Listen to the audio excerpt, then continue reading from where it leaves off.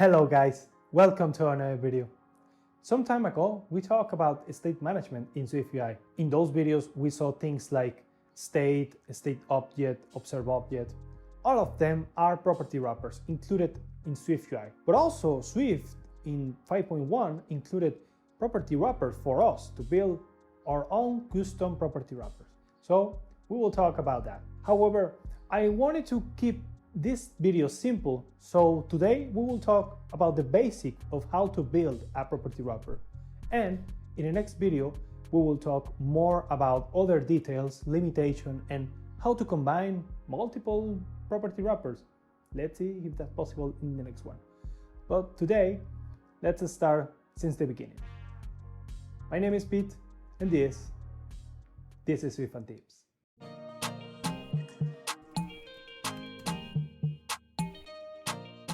All right, let's start. But before continue, just let me clarify why we need property wrappers in first place. Well, property wrappers help us to encapsulate a lot of business logic in one place and then apply it to any particular property that we require. It's really helpful, and in that way we could avoid to have multiple managers or other code that maybe we just care about specific cases for properties, but it's around because we need it as a helper method or things like that. How many of you have utilities of helper folder in your applications? Yeah, so that kind of things maybe could fit with property wrappers. But anyway, let's work on our demo.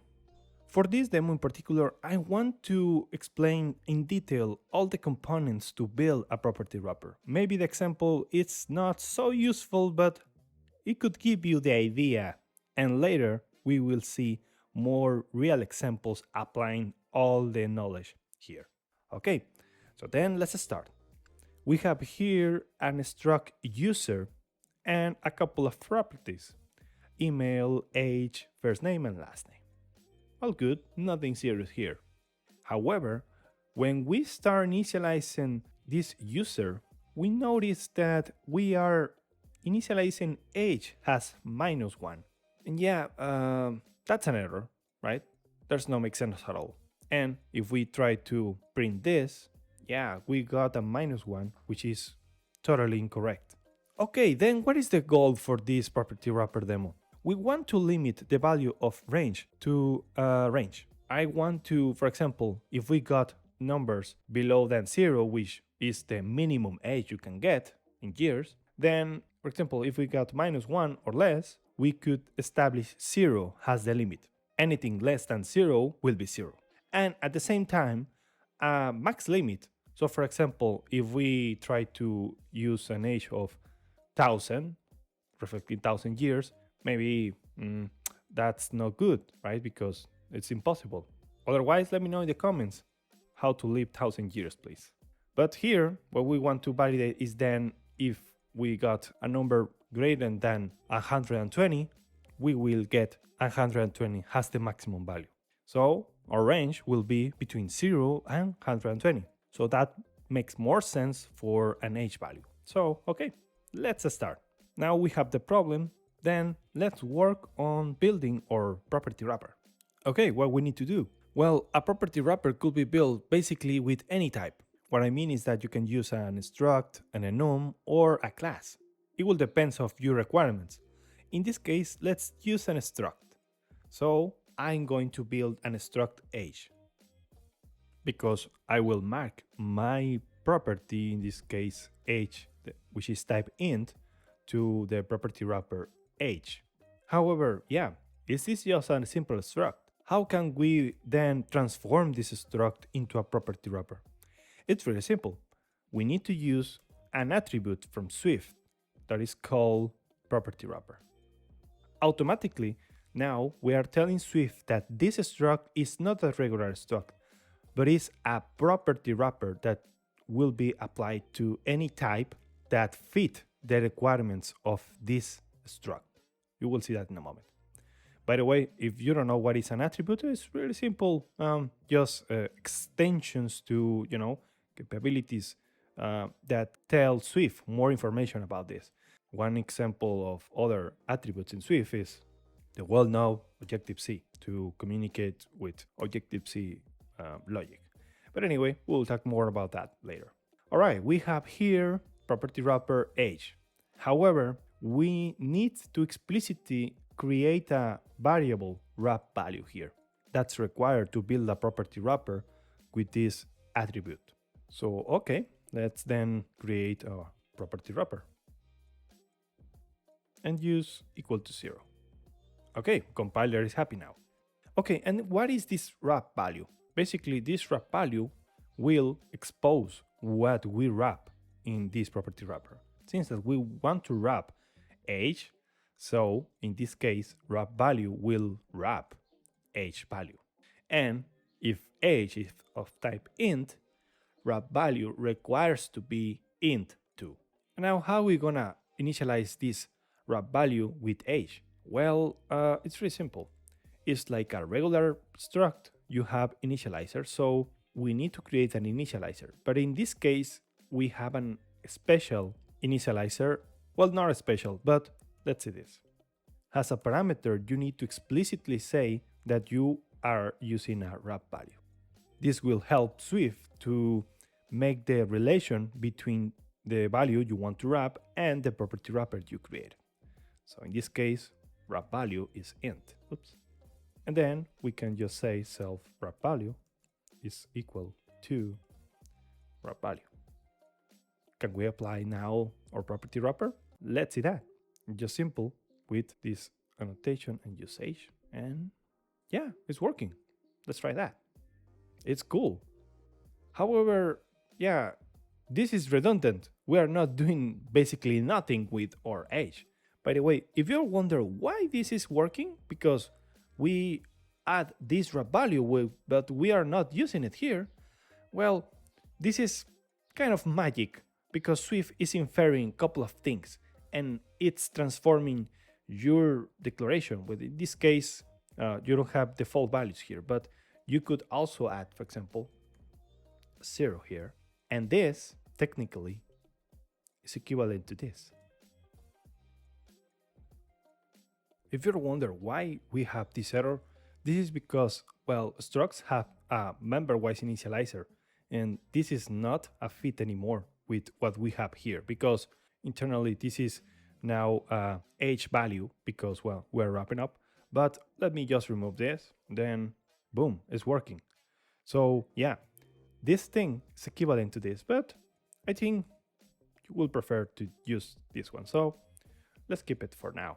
But yeah, as you can see, the magic internally here about using property wrappers is made by Swift. So basically, you cannot do anything else and use this age as a regular value, in this case int, and annotate your age property with the age property wrapper.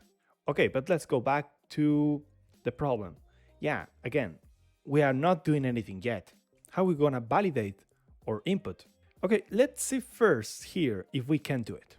So what we want to restrict here is the usage of outside of the range. So let's try to check this wrap value. For example, we want to validate the minimum value. A minimum value possible should be 0. If it's a -1, -1000, etc. What we need here is just then use get the max value between 0 and wrap value. Because if wrap value is greater or equal to 0, yeah, we will get that number. Otherwise, if we are inserting here -3, we will get 0 because 0 is greater than -3. That's really easy. Now, let's do the same, but now with the upper range. So for the other one, maybe it's obvious. Let's use a min value. So the min value here is 120 and the result of this other validation. That's cool, right? That's all that we have to do. I think so. Let's see. So for example, let me just remove this and then bring back our age and our -1. Let's see what happened. Yeah, it's 0. Even that I am explicitly saying -1, let's try 1,000, well, 10,000. It's still 0. Now, what about 1,000? Yeah, it's in the limit. Cool. However, let me see if this is working with age equal to, I don't know, 700. Look at that. I am getting the 700, but this is happening because we are only validating this in the initialization. But if someone else wants to modify our age value, well, we will have an issue. Yeah, I know we can protect this age to be, I don't know, a private set for modification, but let me just show you that, yeah, in this case, we are using wrappedValue as a store property, but also you can use it as a computer property in some way, depending of other value. Let me show you that. So instead of doing this transformation here, let's add another private variable that will contain the actual value of age instead of doing wrappedValue here. So wrappedValue then will be just the provider of whatever private value contains. And that's it. It will be really straightforward. The only thing we need to do is then declare a private var value, and let's call something age. I hope you don't confuse with the other age. Okay, now instead of having this declaration here, let me move this below. And what I want is, yeah, you need mandatory wrappedValue here. But what I want is use some getter and setter explicitly and then wrap the age value to whatever we want here. For the case of get, I want just to return whatever is in age, okay? But in the case of set, which means when we establish an initialization like this one, we want then to modify age. And to do that, what we need to do is just call age equal to, and now here we will need to replace this value here, okay, this validation. So let me bring back this here. But now, instead of calling wrappedValue, set contains something called new value that makes reference to the value that is about to be assigned to this variable. In this example, new value could be 700. That's it. Now, instead of having this here, because I don't want to have the same logic twice because it's not good for, many reasons, we just need to use wrappedValue. But the magic here is that since that we are calling wrappedValue we will trigger this set, and then this set will initialize and assign age properly. That's it. Let me run this again. Wow, it's working. Let's try just a few more examples. Nice, it's still in the range. Now, what will happen if we insert a regular value, for example, 32? Cool, it's working. Yeah, in this case, we are in the range, so yeah, the value is what it is. Pretty nice. Yeah, I know this example is pretty straightforward, but again, the point of this is to show you the things that you need to do to build our property wrapper. You need to decorate this struct, whatever you call it, with attribute property wrapper. You need to establish a wrappedValue, no matter if it's a store value or computed property like this one, but you need to explicitly mention in your struct that you are using wrappedValue because it's the connection to Swift between your actual property that you want to wrap and the property wrapper. And yeah, if you need helper variables here like this one, yeah, is that possible? And also, you could use initializers that make reference to wrappedValue, and then Swift can infer everything for you, and you don't need to use, you can use this format if you want, but internally, by default, you can use your property as a regular property and just decorating with this age property wrapper that we just made. This is cool, but let me just add one more thing before finish this demo. We explicitly hardcode our range to 0 to 120, but maybe someone could say, no, I want to increase or modify my upper range because, well, I am a vampire, I can live more than that. That's fine. So you can also add other parameters to your initializer. Let me show you that. We want a max limit different for this value, so let me create a variable to just store that information. I don't know, let's set by default 120. But here, let's add a new parameter in the initializer, max age. Makes sense. And now the only thing we need to do is just use max age equal to max age. And now instead of using 120 directly, we need to use max age.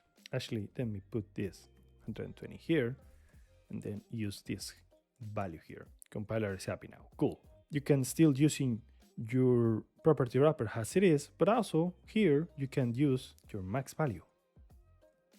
Age, I don't know, 150. However, here you require to now explicitly say default value for your initializer. You have two choices. You can explicitly say equal to 0 and everything will be ready, or and you can use here wrappedValue equal to 0 or whatever you want. So it's up to you to decide what will be the best. But yeah, this format is having issues, so yeah, I prefer just to keep this one as this default initialization. All right, let's try now or work. Yeah, it's working because we are not breaking our rule. Still default on 120, but now we are saying that our max age possible is 150. So as you can see, you can use additional parameters in your property wrappers, and well, the sky is the limit about what you can do with this powerful tool. That's it for this video. We talk so much about wrappedValue because it's the heart of the property wrappers, and it's good to you the reason why we need property wrappers in first place. Yeah, this example was really simple, but believe me, in the next one we will see more about how to build more complex property wrappers and also use your imagination to build your own property wrappers. Let me know in the comments what kind of things you would like to build with property wrappers.